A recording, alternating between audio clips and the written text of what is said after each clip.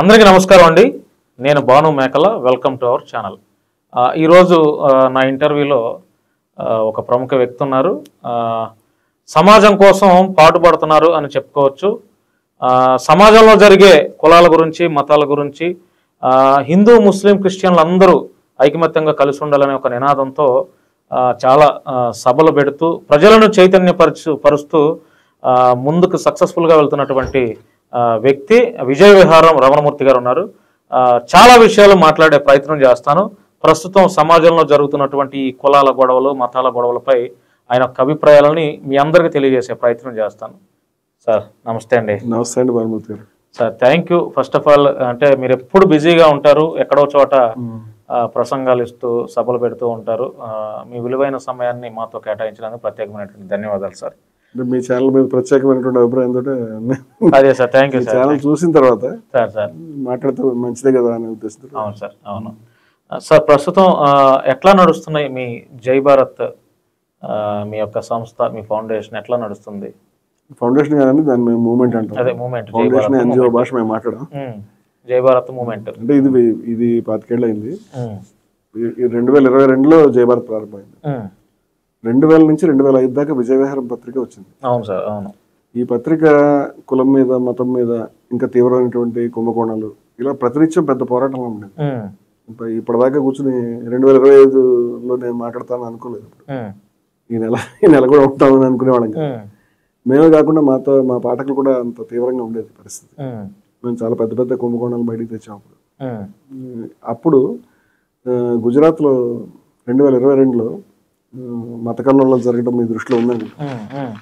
మేము అప్పుడు మా పత్రికలో గాంధీ గారు తయారు చేసినటువంటి శాంతి ప్రతిజ్ఞ, ఇప్పుడు 1920sలో, దాన్ని 4 భాషల్లో ప్రింట్ చేసి ఓ పేజీలో పాఠకులకు పిలిపించాం.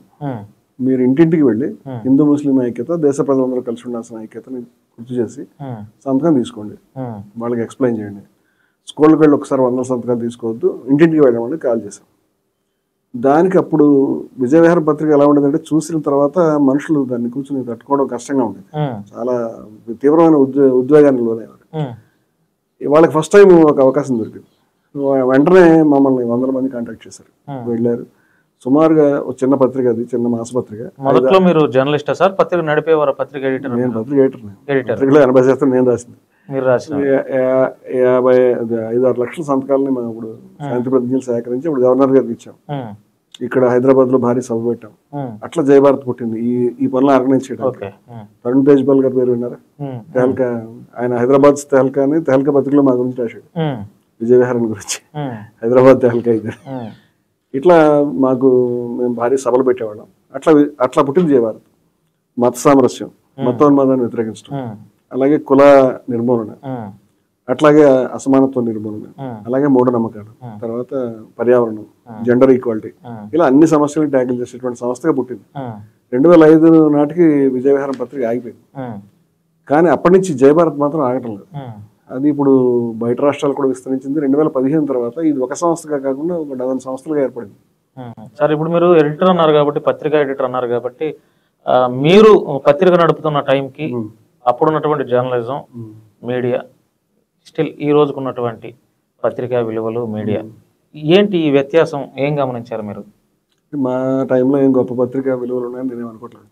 అప్పుడు కూడా మీడియాలో బిగ్గెస్ట్ డైలీస్ కి వ్యతిరేకంగా వాళ్ళ మీద, అంటే ఎవరు బహుశా ఇంకో జర్నలిస్ట్ తోటి పెట్టుకోవడానికి ఇష్టపడరు. నేను డైలీస్ తోటి పెట్టుకున్నాను. డైలీస్ మీదే జవాబు చెప్పాల్సిన 100 ప్రశ్నలన్నీ 100 స్కామ్స్ ఒకేసారి రాశాను. అంటే అప్పటి నుంచి విలువలు లేవు పత్రికలకి, పత్రికా విలువలు లేవు. పత్రికల విలువలు ఉండుంటే బహుశా విజయవారం పత్రిక నేను ప్రారంభించాలనే ఆలోచన కూడా చేసేవాడు. పత్రిక పెట్టాలనే ఆలోచన నాకేం లేదు. పత్రికలు పాంప్లెట్లో తయారైనాయి కాబట్టి, ఏదో పార్టీ ఆర్గ్యుమెంట్ బయటికి చెప్తాయి కాబట్టి, నిజాలను చెప్పడానికి ఇష్టపడదు కాబట్టి, తెలిసి కూడా దాచిపెడతాయి కాబట్టి, పత్రికాధిపతులు కూడా కుంభకోణాలు చేస్తారు కాబట్టి, వాళ్ళకి రాజకీయ నాయకులతో ఇంత మంచి దోస్తి ఉంది కాబట్టి మేము విజయవారం ప్రారంభించుకున్నాం. దేంతో సంబంధం లేకుండా ఉండాలి. ఇప్పుడు అది ఇంకొంచెం ముదిరి ఇప్పుడు పూర్తిగా మతతత్వం అనేది ప్రస్ఫుటంగా కనిపిస్తున్నటువంటి వాతావరణం వచ్చింది. అంతకుముందు ఇంత స్పష్టంగా కమ్యూనల్ ఐడియాస్ ఉండేవి కాదు. ఇప్పుడు వాటిని సిగ్గు లజ్జ లేకుండా అందరూ ఫోన్ చేసుకుని మాట్లాడడం చూస్తాం. సార్ హిందువులకు వ్యతిరేకమా, హిందుత్వవాదులకు వ్యతిరేకమా? నేను Hindus for plurality and equality అనే సంస్థకి ప్రధాన కార్యదర్శి. హిందువులకు వ్యతిరేకం కానీ లేదా ముస్లింలకు వ్యతిరేకం కానీ క్రైస్తవులకు వ్యతిరేకం కానీ అలాంటి మాటలు మాట్లాడు. మా ఉద్దేశంలో స్పష్టమైన ఆర్గ్యుమెంట్ అంటే మతం వేరు, మతోన్మాదం వేరు. అవును, ఇది ఎవరు చెప్పేవాళ్ళు కాదు. మతం మందని, మతం ముసుగులో మతోన్మాదాన్ని చూపిస్తున్నారు, మతం మత్తుమందని ప్రచారం చేశారు. అవును, దానివల్ల మతోన్మాదాన్ని కాకుండా మతం మీద దాడి చేశారు. మేము ప్రతి మతంలో కూడా గొప్ప విలువలు ఆదర్శాలు ఉన్నాయి. మతాన్ని మీద వాటి దారిని మేము నడవచ్చు. మతోన్మాదం అంటే నాదే ఉండాలి, మీరు ఉండడానికి వీల్లేదండి. దీన్ని మతోన్మాదం అంటాం. ఈ మతోన్మాదం అనేది అభ్యంతరకరం. దీని మీద దాడి చేయాలి, దీన్ని ఎదుర్కోవాలి. మతాన్ని దీన్ని మనం వ్యతిరేకించాల్సిన అవసరం లేదు. సరే, అంటే ప్రతి మనిషికి తన పుట్టిన కులం లేదంటే పుట్టిన మతం మీద ప్రాయం అవ్వచ్చు, పిచ్చి అవ్వచ్చు, లేదంటే ఇంకా అంతకుమించి అవ్వచ్చు. నా కులం వాడే బాగుండాలి, నా మతం వాడే బాగుండాలి, మేము మాత్రమే బాగుండాలి, మా కులమే గొప్పది అని ఇప్పుడు కొట్టుకు చేస్తున్నారు. మీరు ఎందుకని అంటే హిందూ, ముస్లిం, క్రిస్టియన్లు అందరూ బాగుండాలని ఆ సిద్ధాంతం అసలు ఎక్కడి నుంచి స్టార్ట్ అయింది? ఎందుకు అంటే మొదటి నుంచి జీలు ఉందా మీలో? నేను వ్యక్తిగతంగా నన్ను ప్రశ్నించదలుచుకుంటే, నేను హై స్కూల్లో చదువుతున్నప్పుడు మొట్టమొదటి సంఘం పెట్టాను. అప్పుడే అంటే అప్పుడు మీ ఏజ్ ఎంత ఉంటుంది సార్? 9వ క్లాస్ నుంచి అప్పుడే పెద్ద సంఘం నడిపాను నేను. అది నేనే పెట్టుకున్నది. అని చెప్పి నేను పనిచేయడం పక్కన పెట్టండి. నాకు వ్యక్తిగతంగా దాని మీద నేనేదో ఇదని చెప్పే ఉద్దేశం నాకు లేదు. మీరు ఇంపార్టెంట్ ప్రశ్న అడిగారు. అసలు అందరూ కలిసి ఉండాలనే వాదనలు ఎప్పుడైనా ఉన్నాయా? అది లేకపోతే మన దేశం వచ్చేదే కాదు. అది లేకపోతే ఇప్పుడు అలా ఉన్న వాళ్ళని ఇప్పుడు కొంతమంది మతోన్మాద ముసుగులో విడగొట్టే ప్రయత్నాలు ఆల్మోస్ట్ ఒక 20% చేశారు సార్. 20% మీరు అంటున్నారు, నేను 80% అనుకుంటా. మీరు 80% అంటారు. ఓకే, అయితే మీ వాదనే కరెక్ట్. ఎందుకంటే మీరు చూస్తున్నారు బయట జరుగుతున్న వాటి నాకంటే ఎక్కువ మీరు ఎంతో అనుభవజ్ఞులు కాబట్టి. సో మీ మాట నేను ఏకీభవిస్తున్నాను. 80% వచ్చేసింది. అంటే మనం కమ్యూనల్ గా ఆలోచించడం, కమ్యూనల్ దృష్టితో మాట్లాడడం, కమ్యూనల్ విధానం అనేది ఓపెన్ గా వచ్చేసింది. ఇప్పుడు వ్యవస్థలు ఇప్పుడు కూడా దిగజారిపోయినాయి. నిన్న మనం చూసాం కదా. అంటే నేను విజయదశమి రోజు మన ప్రధాని మోదీ గారు ఒక నాణ్యాన్ని, తర్వాత పక్కన RSS స్టాంపుని రిలీజ్ చేశారు. అవును, అది దేశ ప్రధాని చేయకూడని పని. ఎందుకంటే ఇది చాలా కాలం క్రితం నేను చెప్పాను. భారతమాత అనేటువంటి కాన్సెప్ట్ మన ఇండిపెండెన్స్ మూమెంట్ లో ఉంది. భారతమాతకి జై అని అనేవారు. అసలు భారత మాతకి జై అని ఇండిపెండెన్స్ ఉంది, కానీ భారతమాత అంటే వీళ్ళు తయారు చేసిన విగ్రహంతో మాత కదా, భారతమాత అనగానే గూగుల్లో వచ్చే ముద్ర మీద ఆ బొమ్మ మీద నేను అబ్జెక్షన్ చెప్పేవాడు. ఆ బొమ్మ RSS తయారు చేసింది, లేదా పోనీ RSS ఎక్కువ ప్రచారంలో పెట్టింది. అందుచేత నేను విజయవిహారంలో ఉన్నప్పుడే ఇవి భారతమాత కదా RSS మాత్రం రాశాను. ఎందుకంటే ఆవిడ చేతిలో RSS జెండా ఉంది, భారత జనతా జెండా లేదు. ఇది మేము అప్పటి నుంచి ఫైట్ చేసేవాళ్ళం. అయితే ఇప్పుడు అది క్రమంగా పిచ్చి ముదిరి దాని తలకి రోగాలు చుట్టమన్నట్టుగా తయారయ్యారు. ఈ క్రమంలో నేను మొన్న ఒక 5-6 నెలల క్రితం కూడా నేను ఒక ఇంటర్వ్యూలో మాట్లాడుతున్నప్పుడు, ఎవడైతే దీన్ని భారతమాత అని బొమ్మను ప్రచారం చేస్తున్నాడు అంటే మీ విజయవాడలోనే పెద్ద సభ జరిగింది హిందువులు, నేను హిందువుల సభను అంగీకరించిన దాన్ని. కానీ ఆ సభలో భారతమాతని ఆవిడని ఆవిష్కరించారు. వెంటనే మేము దాన్ని అభ్యంతరం వ్యక్తం చేస్తాం. ఎందుకంటే ఆవిడ చేతిలో ఉన్నటువంటి జెండా, ఆవిడే భారతమాత అయితే ఈ దేశంలో కొన్ని కోట్ల మంది ప్రజానీకాన్ని పరాయీకరణ చేస్తుంది. ఇది మా తల్లి కాదు అనిపిస్తుంది. ఆవిడ చేతిలో 3 రంగుల జెండా ఉండుంటే అందరూ ఇవిడ మా తల్లిని అనుకునేవారు. అసలు ఈ బొమ్మ రూపం ఇచ్చేటువంటి విధానం మనకి ఇండిపెండెన్స్ మూమెంట్ టైంలో దీని మీద విస్తారంగా చర్చ ఉంది. జవహర్లాల్ నెహ్రూ గారు డిస్కవరీ ఆఫ్ ఇండియా పుస్తకంలో అసలు భారతమాత అంటే ఏంటని చర్చించాడు. ఆయన వెళ్ళినప్పుడు ప్రజల్లో లక్షల మంది జనం వచ్చినప్పుడు భారతమాత అంటే ఏంటని అడిగేవాడు. అదంతా భారతమాత అంటే ఏంటంటే చివరికి భారతమాత అంటే ఈ దేశం, భారతమాత అంటే ఇంకా చెప్పండి అనేవాడు. చివరికి ఆయన చెప్పిందంటే ప్రజలందరి దృష్టిలో ఈ విషయం ఉంది. భారతమాత అంటే భారతదేశ ప్రజలే, భారతమాతకి జయం అంటే భారతదేశ ప్రజలకి జయం అని, వేరే మీనింగ్ ఏం లేదు. అంటే దేశ జాతీయ నాయకత్వం ఈ లైన్లో వెళ్ళింది. ఏ రోజు స్వాతంత్ర పోరాటంలో పాల్గొన్నటువంటి RSS వాళ్ళు బొమ్మ తయారు చేసుకుని భారతమాతని ప్రచారం చేశారు. నిన్నటిదాకా నేను చాలాసార్లు పబ్లిక్ గా చెప్పానండి, ఎవరైతే ఈ బొమ్మని ప్రచారం చేస్తున్నారో వాళ్ళకి క్రిమినల్ కేసు నమోదు చేయాలని చెప్పాడు. మన దేశ ప్రధాని గారు జ్యోతిపుంజ్ అనే పుస్తకం రాశారు. మీకు తెలుసలేదో నాకు తెలియదు, పుస్తకం పేరు కరెక్టే చెప్తున్నాను అనుకుంటున్నాను, జ్యోతిపుంజ్. దాంట్లో భారతమాత బొమ్మని ఇచ్చారు. అంటే ఆవిడ భారతమాత అయితే కనుక ఏ రకంగా భారతమాత అని చెప్తారు అని, సరే ప్రధాని అయినప్పటికీ వ్యక్తిగత హోదాలో రాశాడు.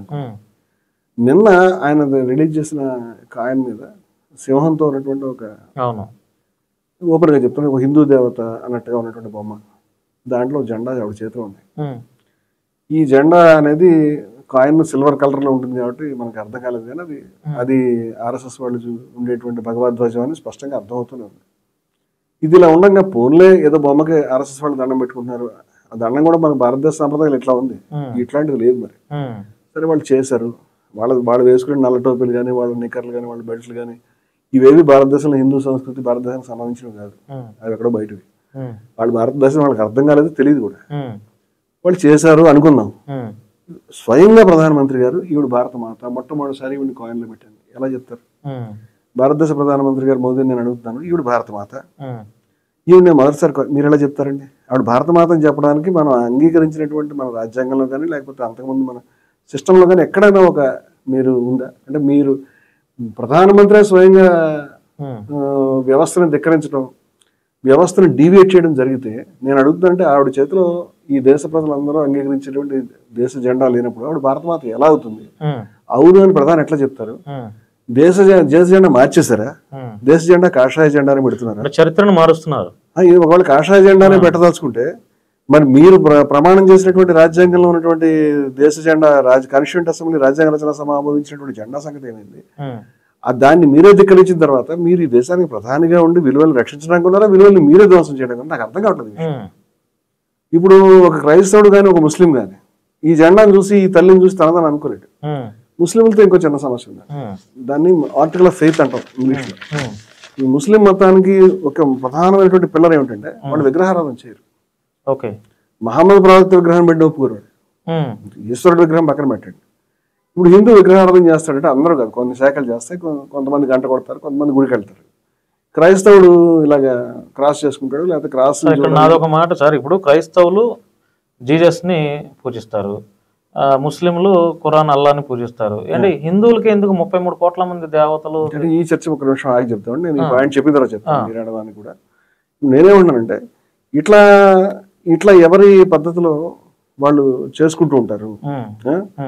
అయితే ఈ ఏదైతే ఆర్టికల్ ఆఫ్ ఫెయిత్ అంటే ప్రధానమైనటువంటి సిద్ధాంతం ఏదైతే మతానికి ఉందో అదే విగ్రహారాధనకు వ్యతిరేకం కాబట్టి భారతమాత విగ్రహ రూపంలో పెట్టడాన్ని, భారతమాతను ఆ విధంగా పూజించడానికి మేము అనుకూలంగా లేవనేది చాలా మంది ముస్లిమ్స్ చెప్తారు. వాళ్ళకి రెండో భయం ఉంది. రెండో భయం ఏంటంటే మనం భారతమాతకి జై అని చెప్పడం ద్వారా, ఒక దేవతను చెప్పడం ద్వారా అల్లాహ్ తోటి మనం ఎవరైనా వారికి భాగస్వామ్యం కల్పించకూడదు. అల్లా అది పెద్ద షిర్క్ అవుతుంది, పెద్ద పాపం అవుతుంది వాళ్ళ భాషలో చెప్పాలి. అందువల్ల వాళ్ళు దాన్ని అంగీకరించరు. ఇది కొంతమంది అల్లాహ్తో మనిషి అనట్లేదు, ఇది కేవలం దేశానికి సంబంధించినటువంటి ఒక ప్రాంతానికి సంబంధించిన ప్రతినిధిగా చూస్తే కూడా తప్పు లేదు అని అదొక ఆర్గ్యుమెంట్ వాళ్ళలో నడుస్తుంది. మంచి కానీ చెడు కానీ ఎవరి మీద ఇంపోజ్ చేయకూడదని నేను చెప్తున్నాను. భారత మాత దేశ ప్రజలందరూ భారత మాత అంటే దట్ ఈస్ ఓకే, టేకెన్, అద్భుతం ఆ విషయం.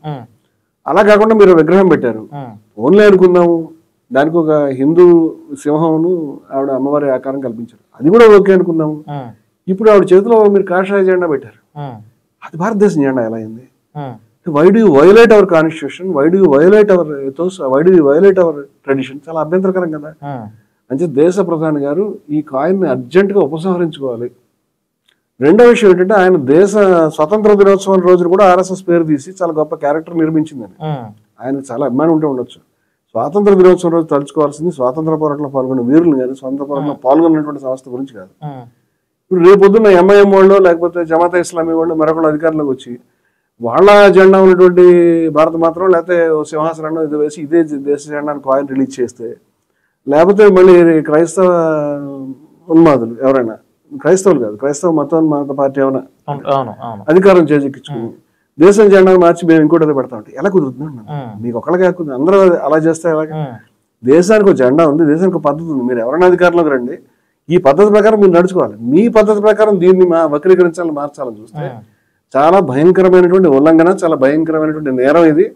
నేను ఒక పౌరుడిగా దీని పట్ల తీవ్రమైనటువంటి నిరసన వ్యక్తం చేస్తాను. ఇమ్మీడియట్ గా ఆయన్ని మీరు ఉపసంహరించుకోండి అని చెప్తాను.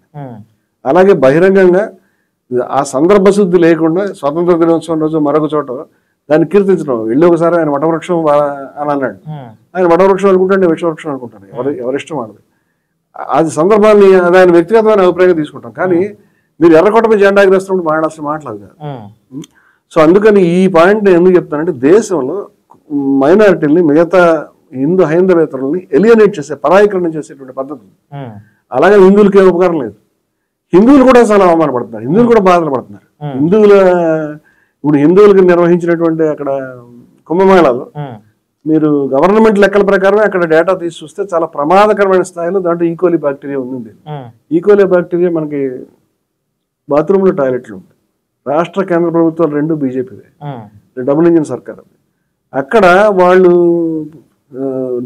నిర్లక్ష్యంగా టాయిలెట్స్ కట్టి ఆ పైపులు గంగానదిలో వదిలిపెట్టి దాంట్లో చూడండి. మరి ఇది నేను నా రిపోర్ట్ కాదు, వాళ్ళ రిపోర్ట్. ఎంత అవమానం, ఎంత గౌరవం. అలాగే కాశీనారాయణ ఆశ్రమ క్షేత్రాన్ని కోలుకొట్టారు, చాలా చోట్ల గుళ్ళు కోలుకొడతారు. అప్పుడు మాట్లాడేవాళ్ళు రాజకీయాలకి మతాన్ని ఉపయోగించుకోవడం, రాముడిని మోదీ గారితో తిరుగుతున్నట్టు, ఆయన భుజం మీద చేరగలు పడినట్టు, ఆయనతో కలిసి కటౌట్లు పడ్డం, ఇవన్నీ హిందువుల మనసులు గాయపరుస్తున్నాయి. మీరు కుంభమేళాలో జనం తొక్కిస్తాడు చచ్చిపోయారు, రైల్వే స్టేషన్ దగ్గర జనం తొక్కిస్తాడు చచ్చిపోయారు. నువ్వు ఏ పని హిందువులని సంతృప్తి పరిచే పని అలాగే చేయట్లేదు, మతాన్ని వాడుకునే పని చేస్తాను, ఇది మాకు అభ్యంతరం అని నేను చెప్తాను. మీరు ఇందాక ఏదో క్వశ్చన్. అవును సార్, హిందువులకి ఎందుకని అంతమంది 33 కోట్ల మంది దేవతలు ఉంటారు? మీకేం అభ్యంతరం? దాంతో నాకు అభ్యంతరం లేదు. అంటే ఎందుకని చరిత్ర లేకపోతే హిందువులకి 33 కోట్ల దేవతలు ఉన్నారనేది ఇప్పుడు హిందూ మతంలో ఇది ఒక అభిప్రాయము, ఈ విధంగా నడుచుకోవాలనే సిద్ధాంతంగానే ఒక పుస్తకంగానే ఒక ప్రవక్తగానే లేరండి. హిందూ మతం మిగతా మతాల పద్ధతి, పర్టికులర్గా అబ్రహామిక్ రిలీజియన్స్ రూట్ వేరు, హిందూ మతం రూట్ వేరు. హిందూ మతం అందరూ అనుకునేటువంటి ఆ విధానం మొనోలిథిక్ రిలీజియన్ కాదు. హిందూ మతంలో అనేక ఆర్గ్యుమెంట్స్, అనేక సంప్రదాయాలు, అనేక విలువలు ఉంటాయి. వాళ్ళలో అందరూ కూడా మీరు చెప్పిన దేవి దేవతలను అంగీకరించరు. కొంతమంది గుడికి వెళ్తారు, కొంతమంది వెళ్ళరు, కొంతమంది రకరకాల. ఇప్పుడు అచల సాంప్రదాయం, నేను హెచ్పికి నేను ప్రధాన కార్యదర్శి, మా అధ్యక్షుడు అనేక సాంప్రదాయం చెందిన వాళ్ళు గుళ్ళకి వెళ్ళరు, మూర్తి పూజ చేయరు. కొంతమంది విగ్రహారాధన చేస్తారు, ఎక్కువ మంది చేస్తారు. పోనీ ఆ మాట కనుకుంటే చివరికి అజ్ఞేయవాదులు, నాస్తికులు కూడా హిందువులు అవుతారు. నేను అజ్ఞేయవాదులు, నేను గుడికి వెళ్ళి దేవుడు దండం పెట్టేవాడిని కాదు, నేను అగ్నోస్టిక్. కానీ నేను హిందువుని, ఎందుకంటే అలా ఉండగా హిందూ మతంలో నాకు సంపూర్ణ పర్మిషన్ ఏ మతంలో ఉండదు నాకు తెలిసి. వేదంలోనే అజ్ఞేయమైన సూక్తాలు ఉన్నాయి. ఇట్లాగా హిందూ మతంలో అనేక ట్రెడిషన్స్ ఉన్నాయి. 33 కోట్ల మంది దేవతలు ఉన్నారు అంటే 33 కోట్ల మంది దేవతలు ఉన్నారు అనుకునేవాళ్ళు దాని ఆ పర్టికులర్ శాఖ వాళ్ళు చెప్పాలి. అంటే ప్రధానంగా చాలా మంది అనుకుంటారు 33 కోట్ల మంది దేవతలు అనుకుంటే మనకు వచ్చిన ఇబ్బంది ఏముందని నేను అడుగుతున్నాను. ఎవరైనా 33 కోట్ల మంది దేవతలు ఉన్నారనుకున్నా, దేవతలు లేరనుకున్నా, దేవతలు ఒకళ్ళే అనుకున్నా, దేవతలు ముగ్గురే అనుకున్నా, అసలు దేవతలు కాదు ఈ కొండే దేవత అనుకున్నా, చెట్టే దేవత, పామే దేవత, పుట్టే దేవత, మీ ఇష్టం, ఎలాగైనా ఉండొచ్చు. పక్కవాడిని పోయి చావగొట్టినంత కదా ఎవరి పద్ధతి ప్రకారం వాళ్ళు నడిస్తే దాంతో 33 కోట్ల మంది ఉంటే మీరు అడిగిన ప్రశ్న 33 కూడా ఉండకూడదా? ఎవరైనా లెక్క పెట్టారు పైకి దేవుడు ఉన్నాడా లేదా, ఎంతమంది ఉన్నారు, 33, 23, 10, ఇన్ని కోట్ల లక్షలు ఎవరు లెక్క పెట్టలేదు. ఎవరి విశ్వాసమైన ఎలాగైనా ఉండనివ్వాలండి. అందరినీ ఒక ఫ్రేమ్ లో తీసుకొచ్చే ప్రయత్నం చేయాల్సిన అవసరం లేదు. అది హిందూస్ ఫర్ ప్లూరలిటీ అంటే బహుళత్వం. ఈ బహుళత్వ స్రవంతిని ఇలా కొనసాగనే వల్ల మా ఉద్దేశం. సార్, హిందూ మతం అంటే ఏంటి, హిందూ ధర్మం అంటే ఏంటి? హిందూ మతం అన్న ధర్మం అన్న ఏం తేడా ఏం లేదండి. మతం అనేటువంటి మాట సంస్కృతంలో లేదు, పాత దాని ధర్మం అనే అనేవారు. అసలు హిందూ అనే పదం ఉందా గ్రంథాల్లో చరిత్రలో? లేదు. మరి హిందూ పదం అనేది భౌగోళికమైనటువంటి పదంగా వచ్చింది భౌగోళికంగా. సింధు నదిని బట్టి హిందూ అనేటువంటి మాట వచ్చింది. సింధు నదిని దాటి రావాల్సి వచ్చేది ఎవరైనా వస్తే అప్పటికే దాని చుట్టుపక్కల ప్రాంతాలు ఇంకా అవతల కూడా ఈవెన్ ఆఫ్ఘనిస్తాన్ సింధుకి 7 ఉపనదులు ఉంటాయి, సప్త సింధు అంటారు. దీన్ని దాటి వచ్చేవాడు ఈ సింధు అనే శబ్దం పారసీక భాషలో చాలా చోట్ల సప్త హిందూ అంటారు. హాకి సా లేకపోవడం అనేటువంటిది కొన్ని భాషలో ఉంది. ఇవన్నీ ఆర్య భాషలే, పారసీక భాష ఆర్య భాష, ఉర్దూ ఆర్య భాష. ప్రపంచంలో 40% ప్రజలు మాట్లాడే ఆర్య భాషలు. ఇవన్నీ ఇప్పుడు ఇంగ్లీషు, ఫ్రెంచ్, జర్మనీ, రష్యన్ ఇవన్నీ కూడా ఆర్య భాషలు. ఇవన్నీ సాంస్క్రిట్ దగ్గర, తెలుగు అంటే కూడా తెలుగు ద్రవిడియన్ లాంగ్వేజ్. ఇట్లా ఆ భాషల్లో పారసీక భాషల్లోనూ ఇంకా కొన్ని భాషల్లో సా శబ్దం హా శబ్దం కలిసిపోవడం లేకపోతే లేకపోవడం జరిగింది. ఇప్పుడు ఇరాన్ అంటే ఆర్యన్ అని అర్థం, ఇరాన్ అంటే ఆర్యన్ అని అర్థం. వాళ్ళు చెప్పిన అర్థం, నేను చెప్పేది కదా. వాళ్ళు ఆర్యులని భావించుకుంటారు. ఇప్పుడు వాళ్ళు ఇరాన్ ఎందుకంటారంటే అది వాళ్ళ భాషలో అది ఆ రూపంలోకి వచ్చింది. మన భాషలో మనకంటే మనం కరెక్ట్, వాళ్ళు తప్పని కాదు. ఇలా హిందూ అనే శబ్దం ఇక్కడి నుంచి బయట నుంచి వచ్చిన వాళ్ళు దీని అలా హిందువులు వీళ్ళంతా. ఇప్పుడు గోదావరి ప్రాంతంలో ఉండేవాళ్ళు గోదావరి వాళ్ళు అంటారు కదా, అట్లా ఇక్కడ ఉన్న వాళ్ళు హిందువులు అన్నారు. దాంట్లో అన్ని సాంప్రదాయాల వల్ల ఉన్నారు. ఇప్పుడు కేవలం క్రైస్తవులు, ముస్లింలు మినహాయించుకుని బ్రిటిష్ వాళ్ళ పీరియడ్లో మిగతా వాళ్ళందరూ హిందువులు అనేవారు.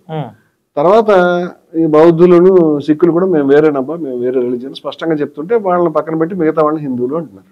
బౌద్ధులు, జైనులు, సిక్కులు పక్కన పెట్టి.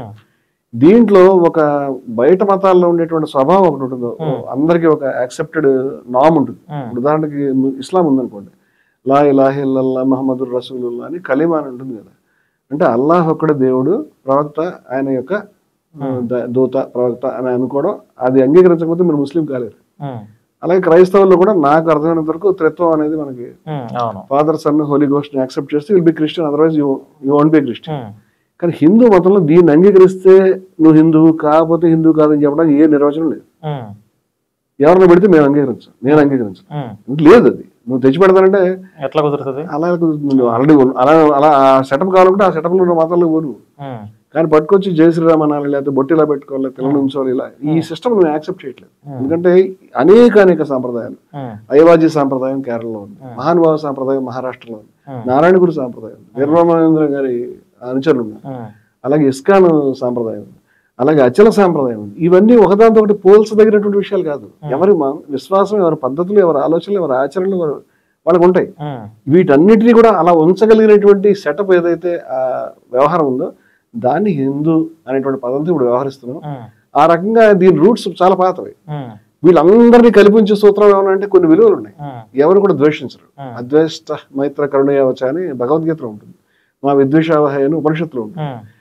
ఎవరిని ద్వేషించకూడదు, అందరినీ ప్రేమించాలి, సమస్తం దైవంగా చూడాలి, ఇలాంటి కొన్ని భావనలు ఉన్నాయి. ఇవందరినీ కల్పించేటువంటి భావనలు. అంటే హిందూ మతం ఉంది, దాన్ని కల్పించే భావనలు ఉన్నాయి. బయట మతం యొక్క నిర్వచనం దీని మీద పెడతానంటే కుదరదు. సరే, ఇప్పుడు సర్వేజన సుఖినో భవంతు అంటే అర్థం అంటే నాకు ప్రజలందరూ కూడా సుఖంగా ఉండాలి, అందరూ బాగుండాలనే కదా. ఇది మామూలుగా లోక సంస్థ సుఖినో భవంతు, అన్ని లోకాలు సమానం. మొత్తం సృష్టిలో ప్రతి ఒక్క ప్రాణి సుఖంగా ఉండాలి. అంటే ఈ పదం అంటే ఏ గ్రంథంలో ఉంది సార్? సర్వేజన సుఖినో భవంతు అంటే రామాయణమా మహాభారతంలో రాశారు? ఎక్కడ రాశారు? నేను పురాణాల మీద నాకు ఆసక్తి తక్కువ. సరే, ఏదైనా పురాణాల్లో లేకపోతే గ్రంథాల్లో ఉంటుంది కదా అది. అంటే అది అంటే దేవుడు కొన్ని పుస్తకాలు ఇప్పుడు మాక సిద్ధుక్క భాగ్భవేద్ ఇలాంటి కొన్నివి ఎక్కడున్నాయనేది తెలియని వ్యవహారాలు కొంత ఉన్నాయి.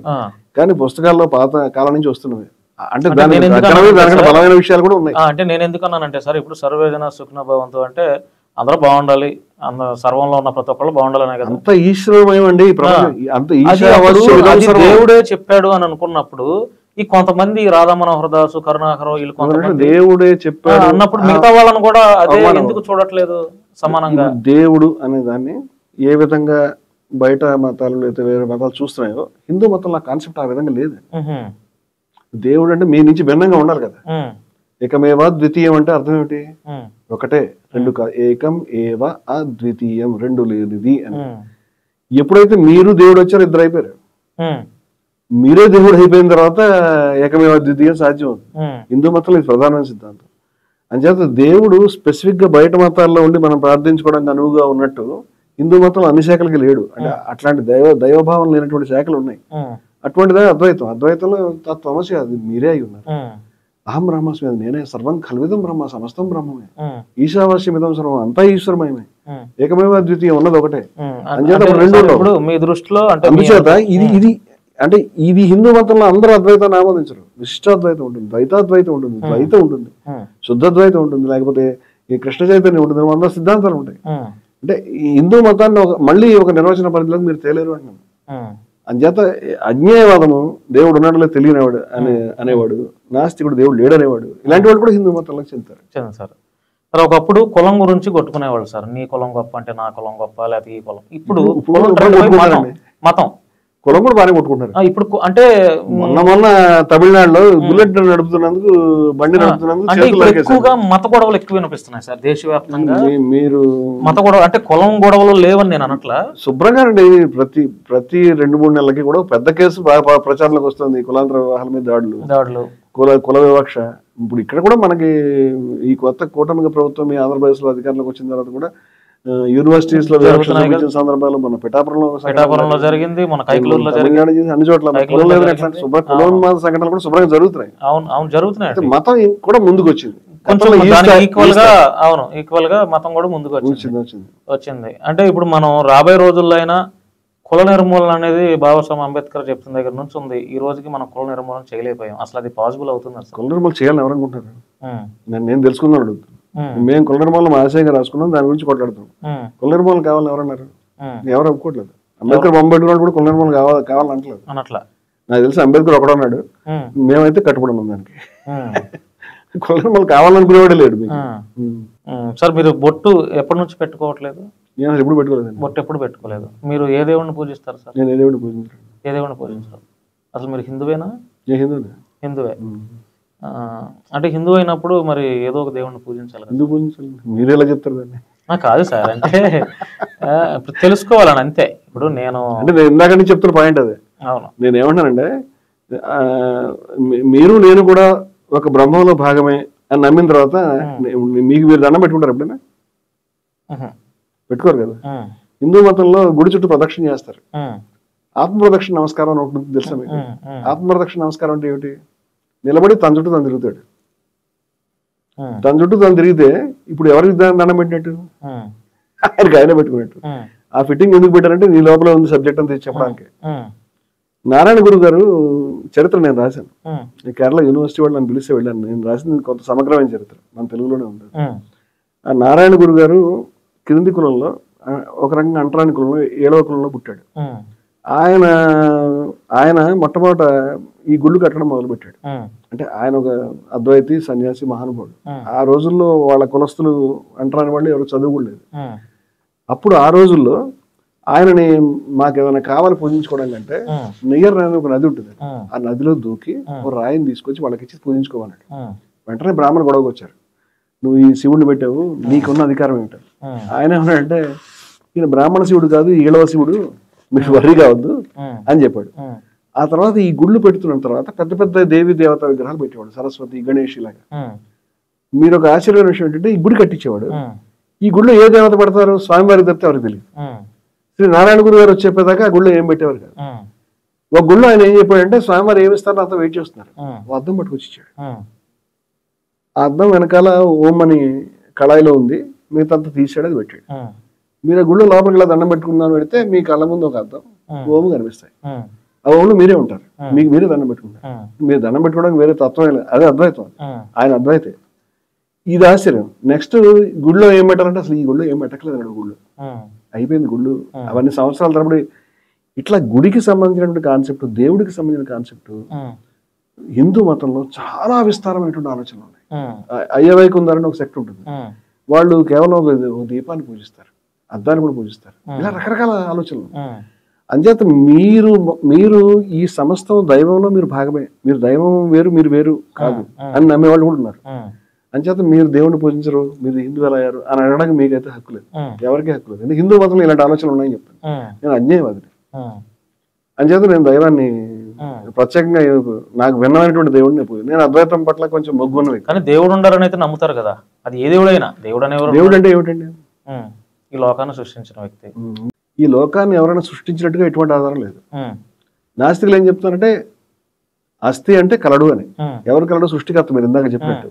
నా అస్థి అంటే ఏం లేదని. ఎవరు లేరు? నాస్తి అంటే లేడని. ఎవరు లేరంటే సృష్టికర్త లేడు అని. అంటే నాస్తికులు ఏం చెప్తారంటే, సృష్టి అనేది సృష్టికర్త లేకుండా ఇలా దానికే స్వయంభూగా వచ్చింది అని. అదే కదా నాస్తికులు అంటే, అదే కదా. దీనికి ఏమైనా రుజువు ఉందా? ఇట్లా జరిగినట్టుగా ఏమైనా రుజువు ఉందా?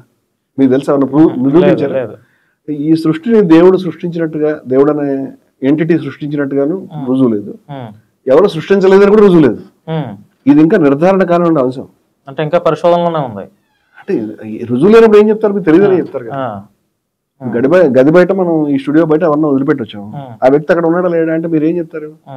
నేను వదిలిపెట్టినప్పుడు అయితే ఉన్నాడు, తర్వాత ఇప్పుడు ఉన్నాడు లేదా నాకు తెలియదు అంటే తెలియదు. Right answer. ఉన్నాడని వాదించినా లేడని వాదించినా తప్పే కావచ్చు కదా. ఎగ్జాక్ట్ దేవుడి వ్యవహారం కూడా అంతే. ఉన్నాడు లేదు తెలియదు మనకి. తెలియదు అనే వాళ్ళని అగ్నోస్టిక్స్ అంటారు, అజ్ఞేయవాదులు. జ్ఞానం అంటే నాలెడ్జ్, తెలుసుకోగలిగింది, నోవబుల్ అనమాట. బౌద్ధం అజ్ఞేయ రిలిజియన్ అండి, అజ్ఞేయ మతం. జైనం అజ్ఞేయ మతం, వీటి దేవుడి గురించి మాట్లాడరు. హిందూ మతంలో అత్యంత ప్రధానమైన భావనలన్నీ కూడా అజ్ఞేయమే, అది నాకు తెలుసు. నేను అజ్ఞేయవాదిని. అంచేత నేను ప్రత్యేకంగా దేవుడిని పూజించడం అనేది నా థాట్లో లేదు, నేను కన్సీవ్ చేయలేను. అలాగని నేను నాస్తికుడు కాదు, నేను నాస్తికుడు కూడా కాదు. అంటే ప్రపంచంలో ఈ 2 ఆర్గ్యుమెంట్స్ తప్ప మూడోది ఎవరికి తెలియదు, ఇలాంటి ఉంటాయని కూడా తెలియదు. దురదృష్టం ఏంటంటే మనం అడిగేవాళ్ళు, క్వశ్చన్ చేసేవాళ్ళు, బయట చర్చించేవాళ్ళు కూడా చాలా లిమిటెడ్ ఫ్రేమ్స్ లో ఉన్నారు. హిందూ మతం అట్లీస్ట్ లిమిటెడ్ కాదండి, దాంట్లో ఎంత అంటే అంత అద్భుతమైన విషయాలు, ఎన్నో విషయాలు వాళ్ళు శోధించారు, ఎన్నో విషయాలు చెప్పారు. అంచేత నేను అటువంటి వాటికి వారసుండి. సార్, ఇప్పుడు మీరు గాంధీ అంబేద్కర్ల ఆశయాలు సాధిద్దాం, మనవాదాన్ని మతోన్మాదాన్ని అంతం చేద్దామని 100 సభలు పెడదామని సామాజిక ప్లాన్ పేరని మా సంస్థ ప్లాన్ చేసింది కదా. ఇప్పుడు గాంధీని చంపిన గాడ్సేని ఇప్పుడు పూజిస్తున్నారు కదా సార్ చాలా మంది. అతను ఒక RSS ఏజెంట్ అని. అంటే ఏమంటారు దీని మీద? అంటే నాకు కొంచెం పూర్తిగా తెలుసుకోవాలని ఉంది. గాడ్సే గాంధీ గారిని చంపాడు, చట్ట ప్రకారం కోర్టులో రుజువైనటువంటి విషయం. ఆయన హంతకుడు. గాంధీ గారు ఫాదర్ ఆఫ్ ది నేషన్, జాతిపిత, మహానుభావుడు. ఈ దేశానికి జాతీయోద్యమాన్ని ముందుండి నడిపించిన వాడు, జాతీయోద్యమాన్ని సృష్టించిన వాడు. అసలు ఏమీ లేని రోజుల్లోనే కోట్ల మందిని రోడ్ల మీద తీసుకొచ్చిన వాడు, మహిళల్ని, దళితుల్ని, బీసీలని అందరినీ తెలిసి స్వాతంత్రోద్యమాన్ని నిర్మించిన వాడు. అలాంటి వ్యక్తి చంపేశాడు. ఒక హంతకుడిని ఎలా పూజిస్తున్నారు? అది కూడా మన దేశవాసులు. అది వాళ్ళ పరవర్షణ వాళ్ళ మైండ్ లో ఆ స్థాయికి చేరిందని అర్థం. ఇప్పుడు ఉదాహరణకు చెప్తాను, వీళ్ళంతా కూడా హిందూ మతోన్మాదం వైపు ఉన్నారు. హిందూ మతోన్మాదులు వీళ్ళ తాలూకు ముఖ్యమైన సంస్థ. నాకు తెలిసి ఆర్ఎస్ఎస్ నేను హిందూ మతోన్మాద సంస్థ అంటాను. నాకు ఆర్ఎస్ఎస్ మీద కోపం లేదు, వాళ్ళకున్న హిందూ మతోన్మాదం మీద కోపం. వాళ్ళ అది మార్చుకుంటే నాతో గొడవ లేదు. నేనేమన్నానంటే ఈ సంస్థ నిజాయితీగా ఉంటే బాగుంటుందని ఉద్దేశం. సరే 100 ఏళ్ళు అయింది కదా ఆర్ఎస్ఎస్ స్థాపించి. ఇప్పుడు అంటే మీకున్నటువంటి అనుభవంలో నేను ఈ మాట చెప్తానండి, మనం గాడిసే మాట మాట్లాడుతాను. మీరు ఆర్ఎస్ఎస్ యొక్క పుస్తకాల స్టాల్లోకి వెళ్తే గాంధీ గారిని తిట్టేవి, గాంధీ గారి మీద విమర్శ ఉండేవి, గాంధీ గారి చావు గాంధీ కారణం ఇలాంటి పిచ్చి పిచ్చి పుస్తకాలు చాలా కనిపిస్తాయి. లేదా గాడిసే వాంగ్మూలం ఇవన్నీ. మీరు ఆర్ఎస్ఎస్ వాళ్ళు ఎవరిని కదిపినా గాంధీ మీద నిప్పులు కక్కుతారు కదా. అవును. మీకు ఆశ్చర్యమైన విషయం చెప్పనా, వాళ్ళకి ప్రాతస్మరణీయ స్తోత్రం ఒకటి ఉంది, మీకు తెలుసా? అంటే పొద్దున్నే తలుచుకునేది అనమాట. చాలా గొప్ప వాళ్ళు ఎవరున్నారు వాళ్ళందరి పేరు రాసుకుని వాళ్ళందరూ తలుచుకుంటారు, దండం పెట్టుకుని. దాంట్లో గాంధీ ఉన్నాడు, ఎవడు చెప్పరు అక్కడ. ఇంకో విషయం చెప్తాను, అంబేద్కర్ కూడా ఉన్నాడు. అంబేద్కర్ గారు కూడా. నేనేమంటానంటే ఆర్ఎస్ఎస్ ని ఒప్పుకోరు కదా సార్ ఆర్ఎస్ఎస్ వాళ్ళు. ఇది ప్రాబ్లం. నేనంటే నువ్వు బయటకు ఒప్పుకోరు కదా, నిజాయితీ కలిగినటువంటి సంస్థ కనీసం నిజాయితీ కలిగిన శత్రువు కూడా వ్యవహరించట్లేదు. నేను ఆర్ఎస్ఎస్ ని వాళ్ళ ఇప్పుడు నమస్తే సదా వత్సలే మాతృభూమి అని వారి యొక్క ఆ వందనం ఇది ఉందో అది చదువుతూ ఆయన ఉరికమ్మ ఎక్కాడు. ఎవరు? గాడ్సే. మా మెంబర్ కాదన్నారు వీళ్ళు, వీళ్ళకి మెంబర్షిప్ లిస్ట్ ఏమి లేవు. అప్పుడు మీరు నేను ఆర్ఎస్ఎస్ మీరు నేను ఆర్ఎస్ఎస్ అని అంటే వెంటనే మీ మీద నా మీద కేసు పెడతారు. అంచేత నేనేం అంటలేదు అన్నమాట, మీరు కూడా అనొద్దు. కానీ మనకంటే పెద్ద మనిషి సర్దార్ పటేల్ గారు అన్నాడు. ఎవరితో అన్నాడు తెలుసా? ఆ రోజు ఆర్ఎస్ఎస్ యొక్క సర్సంఘ చాలక్ గోల్వాల్కర్ గారు రాసిన ఉత్తరంలో ఏం చెప్పాడంటే, ఏ భావజాలం అయితే, ఏ విషయం అయితే గాంధీ గారిని చంపేస్తున్నారు ఆ విషయాన్ని మీరే ప్రొడ్యూస్ చేశారు, మీరు ఎందుకు ప్రొడ్యూస్ చేస్తున్నారు ఈ విద్వేష భావజాలని అడిగాడు. ఎందుకంటే అప్పటికి ఇప్పటికీ అదే పరిస్థితి. పటేల్ గారి దగ్గర ఈ మాట రాస్తే బాగుంటది. గోల్వాల్కర్ గారితో చెప్పింది అంటే ఆర్ఎస్ఎస్ గాంధీ గారిని ఓపెన్ గా విమర్శించి ఇందుకు చంపామని చెప్తే బాగుంటుంది. వాళ్ళు మేము చంపలేదు, మాకు సంబంధం లేదు అంటారు. వాళ్ళ శాఖల నిండా ఈ విషయం వెళ్తూ ఉంటుంది. వాళ్ళని అభిమానించేటువంటి ఛానల్స్ నిండా గాంధీ గారి బూతులు, తిట్లు, సభ్యమైనవి, అసభ్యమైనవి, అబద్ధాలు, సగం నిజాలు అన్ని ప్రచారం చేస్తారు. కానీ వాళ్ళ ప్రాతస్మరణ స్తోత్రాలు ఇది పెడతారు. ఇది చాలా ఆశ్చర్యం. అలాగే అంబేద్కర్ ని నువ్వు లిల్లి పుట్టివి, నువ్వు మనువు అంత గొప్పవాడువా, నువ్వెక్కడ మనువు ఎక్కడ అని రాశారండి ఆర్గనైజర్ వాళ్ళ పత్రికలు. తెలుసా మీకు? అంబేద్కర్ ని మనుని పోలుస్తావా? మనువు ఎక్కడో పర్వతం అంతా, అంబేద్కర్ లిల్లి పుట్టి అని రాశారు వాళ్ళ పత్రికలు. కానీ ఈ ప్రాతస్మరణ స్తోత్రంలో అంబేద్కర్ కూడా పేరు కూడా పెట్టారు. ఎందుకు ఈ డబుల్ స్టాండర్డ్స్? కమౌట్. దమ్ముంటే నువ్వేమనుకుంటున్నావు అది ఓపెన్ గా డిబేట్ చేయడానికి రా అని నేను చెప్తాను. ఈ వంచనాపూర్వకమైనటువంటి పద్ధతి. ఉదాహరణకి ఆర్ఎస్ఎస్ యొక్క కుదురు నుంచి పుట్టిన బీజేపీ మొట్టమొదట 1980లో తీసుకున్నటువంటి నినాదం మీకు తెలుసా? వాళ్ళ ఆదర్శం గాంధీ సోషలిజం. స్థాపిస్తామని చెప్పారు. గాంధీ మర్డర్ చేస్తున్నప్పుడు వాళ్ళు స్వీట్లు పంచుకున్నారని సర్దార్ పటేల్ గారు స్వయంగా రాసిన ఉత్తరంలో ఉంది. స్వీట్లు పంచుకున్నది అని ఆయన అన్నాడు పటేల్ గారు, తప్పైతే ఆయనకి చెప్పుకోండి. స్వీట్లు పంచుకున్నది నువ్వు, ఆయనేమో నీ పాట పాడాడు హంతకుడు. మీ కింద కేడర్ అంతా కూడా పొద్దున్న లేస్తే గాంధీని తిట్టడంతో సంతోషంలో మునిగి తేలుతుంటారు. మీరేమో స్తోత్రంలో చదువుతారు. పార్టీ పెట్టి గాంధీ ఎవరిని మోసం చేద్దామని. నీ సిద్ధాంతం లేదా, దమ్ము లేదా, సిగ్గు లేదా? ఓపెన్ గా మాట్లాడండి, ఏం కావాలో మీకు. వాళ్ళ నమస్తే సదావత్సలే అనేటువంటి దాంట్లో హిందూ రాష్ట్ర పేరు ఉంటుంది. వాళ్ళ ఆశయం అది.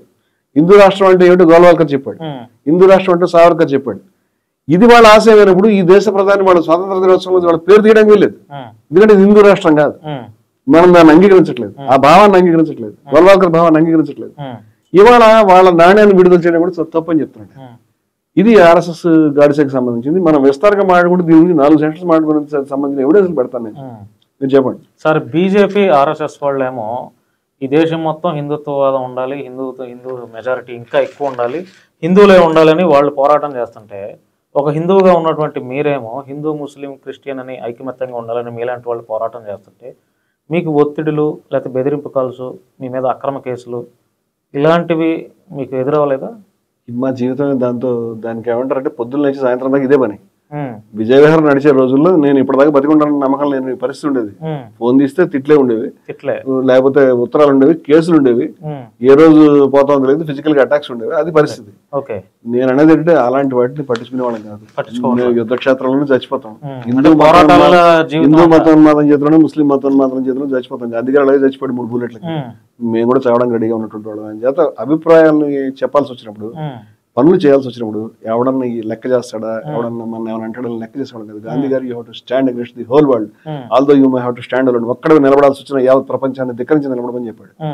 అది మాకు నచ్చింది, నేను ఫాలో అవుతుంది.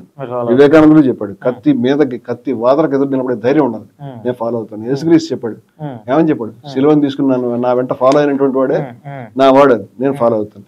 నువ్వు నీ యొక్క ప్రియమైనటువంటి ధనాన్ని వెచ్చించు, అనాథల గురించి, అన్యాయానికి వ్యతిరేకంగా ఖురాన్ రాశాను, నేను ఫాలో అవుతాను. కృష్ణుడు ఏం చెప్పాడు, లాభం లేకపోవడానికి జయాన్ని అపజయాన్ని సమానంగా తీసుకుని తత్వ యుద్ధస్వ, ఆ విధంగా యుద్ధం చేయి అన్యాయానికి వ్యతిరేకంగా, నేను ఫాలో అవుతాను.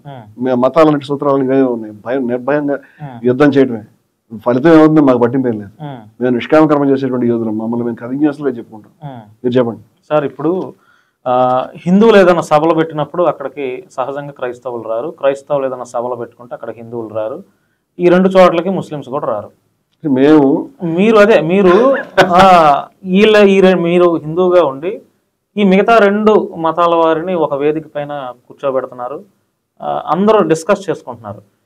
అంటే ఇలాంటి ఆలోచన కలిగిన వాళ్ళను కూడా మీరు, అంటే వాళ్ళు ఎట్లా తయారయ్యారో నాకు అర్థం అవుతుంది. నేను ఒక మాట అడుగుతున్నానండి, హిందువులు ముస్లింలు మీరు అనడం అనేది చాలా పొరపాటు నా ఉద్దేశం, క్షమించండి ఈ మాట అంటున్నందుకు. వాళ్ళు హిందువులు కాదు, హిందూ మతోన్మాదులు. హిందూ మతోన్మాదులు సబ్బడితే ముస్లిం వెళ్ళాడు, ముస్లిం మతోన్మాద సబ్బడితే హిందూ వెళ్ళాడు, క్రైస్తవ మతోన్మాద సబ్బడితే వీళ్ళిద్దరూ వెళ్ళారు. కానీ యాక్చువల్ మతంలో ఏముందని, మీరు క్రీస్తు నీకు వల్ల నీ పొరుగువాడిని ప్రేమించమన్నాడు. నా పొరుగువాడు ఒకవేళ హిందూ అయితే ప్రేమించాలిగా, నా పొరుగువాడు ఒకవేళ వేరే మతం వేరే కులస్తుడు అయితే, అక్కడ క్రైస్తవుడు అయితే ప్రేమించమని చెప్పలేదు కదా. అంచేత ఏ క్రైస్తవుడు అయితే హిందువుల్ని ముస్లింని ద్వేషిస్తున్నాడు ఆయన క్రీస్తుని పాల్గొనట్లేదు. Very excellent word. అలాగే ఈశావాస్యం ఇదం సర్వం కించిత్ జగత్యాం జగత్, సమస్త సృష్టి ఈశ్వరమయమే అన్నారు. సమస్త హిందువులు మాత్రం ఈశ్వరమయం, క్రైస్తవులతో దయ్యాలమయం అని అనలేదు, ముస్లింలంతా దెయ్యాలని అనలేదు, హిందువులంతా బంధువులు అనేది ఈ దరిద్రపు సిద్ధాంతం అండి. అయం నిజ పరోవేతి అయం నిజ పరోవేతి అంటే ఈయన మనవాడు, ఈయన బయటవాడు అని గణన లఘుచేత అంటే తక్కువ రకం మైండ్ ఉన్నవాడు ఆలోచిస్తారు. ఉదార చరితానంతు వసుదైక కుటుంబకం, ప్రపంచం అంతా ఒక కుటుంబమే బాగా ఆలోచించేవాడు. కానీ మన పుస్తకాల్లో ఉంది ఇది హిందూ మతం. అలాగే మీరు ఇస్లాంలో కూడా ఇదే ఉందండి. ఇస్లాంలో బాటసార్ల గురించి, ఆపదలో ఉన్న వాళ్ళ గురించి, మహిళల గురించి, అనాథల గురించి నువ్వు ఎందుకు నీ ప్రియమైన ధనాన్ని వెచ్చించట్లేదు?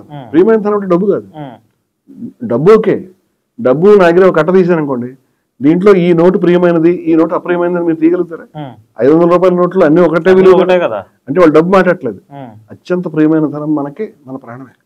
మన ప్రాణాన్ని వెచ్చించమంటారు. ఎవరి గురించి? బాటసారి గురించి. బాటసారి హిందూ కావచ్చు, బాటసారి క్రైస్తవుడు కావచ్చు, ముస్లింని కేవలం ముస్లింని ప్రేమించమని చెప్పలేదు. ఇది ఈ విషయాల మూల సూత్రాలన్నీ ఉన్న తర్వాత ఎవరైతే పక్క మతాన్ని ద్వేషించేటువంటి సభ పెడుతున్నాడో, ముస్లిం కావచ్చు, క్రైస్తవుడు కావచ్చు, హిందూ కావచ్చు, అతను ఆ మతం ప్రకారం లేడు పోతాడు. అంచేత అతను మతస్థుడు అనకండి, మతోన్మాది అనండి. హిందూ మతోన్మాదుల సభకి ముస్లింలు క్రైస్తవులు రావట్లేదు, సహజంగా రారు కదండి. ముస్లిం రారు, కానీ మతోన్మాది కాదు, మేము మతోన్మాదం కాదు, మేము మతం యొక్క సారాంశం తీసుకుని పనిచేస్తున్నాం. కాబట్టి నిజమైన ముస్లిం క్రైస్తవుకి ఏమీ లేదు. నేను ఎందుకన్నానంటే ఇప్పుడు నేను ఉన్నాను సార్, నా కులం ఒకటి ఉంటది, నా మతం ఒకటి ఉంటది, నాకు ఆ పెచ్చ ఉంది అనుకోండి, నేను ఇంకా వేరే దానికి పోను. నా ఆలోచనలంతా నా కులం రాశారు. నానో భద్ర క్రతో ఎంత విశ్వత అంటే ప్రపంచంలో ఎక్కడెక్కడ మంచి పనులు జరుగుతున్నాయి అవన్నీ మాకు చెందాలి, మాకు రావాలండి. అంచేత క్రీస్తు గొప్ప మాటలు మాట్లాడితే అది నాకు చెందాలి. అలాగే నాకు వేదం చెప్పింది, నేను దాన్ని ఫాలో అవుతున్నాను. ప్రపంచంలో ఏ రకమైన గొప్ప ఆలోచన వస్తే అది మాకు కావాలి అని కోరుకునేవాడు హిందూ.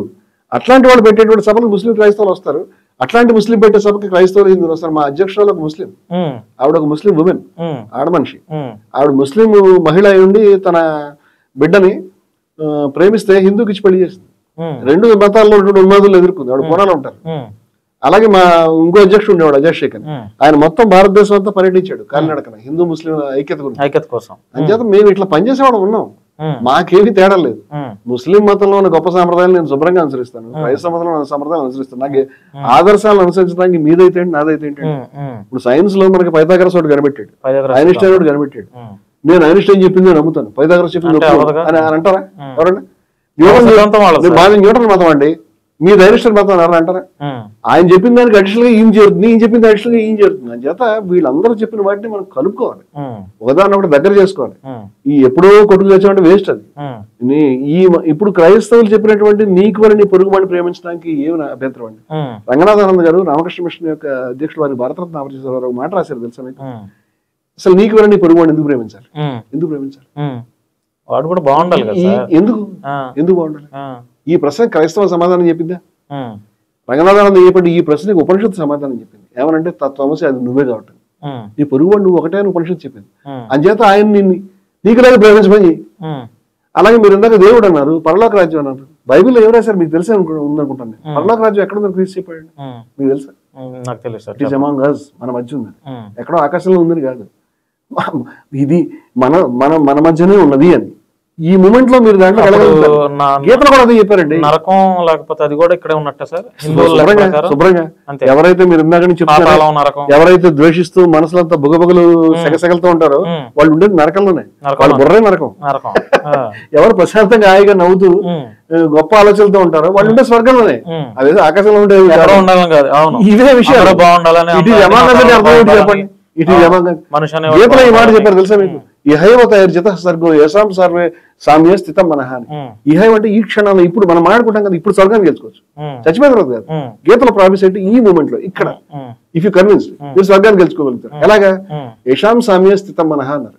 ఇటువంటి సమదృష్టి ఉంటుంది. ఎటువంటి సమదృష్టి? దాని ముందు శ్లోకంలో ఉంది, ఏది విద్యా వినయ సంపన్నే బ్రాహ్మణే గవిహస్తిని సునిచైవ శివపాకేచ పండిత సమదర్శన అని. విన్నారా? ఇది విద్యా వినయ సంపన్నుడైన బ్రాహ్మణుడు, లెక్క పెట్టండి, విద్యా వినయ సంపన్నుడైన బ్రాహ్మణుడు. గవి అంటే ఆవు, వీడేంటి గోమాత, గోమాత గవి.